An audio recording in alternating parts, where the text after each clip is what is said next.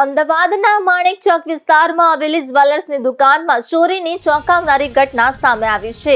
ગ્રાહક બનીને આવેલા એક યુવકે મહિલા કર્મચારીની નજર ચૂકવી અંદાજે 2.80 લાખના સોનાના દાગીનાની ચોરી કરી ફરાર થઈ ગયો છે। મળતી માહિતી મુજબ આરોપીએ 18 કેરેટના આશરે 30 ગ્રામ વજનના કાનના ઝુલાનું પેકેટ ચોરી કર્યું હતું। આ પેકેટમાં અંદાજે 20 થી 22 નંગ ઝુલા હોવાનું સામે આવ્યું છે।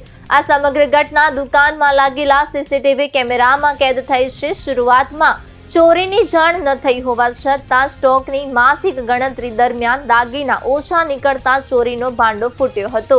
ચોરી કર્યા બાદ આરોપીએ ફરી આવીને ખરીદી કરી છે તેવી વાત કહી ત્યાંથી નાસી છૂટ્યો હતો। હાલ ખાડિયા પોલીસે ગુનો નોંધી સીસીટીવીને આધારે આરોપીની શોધખોળ શરૂ કરી છે।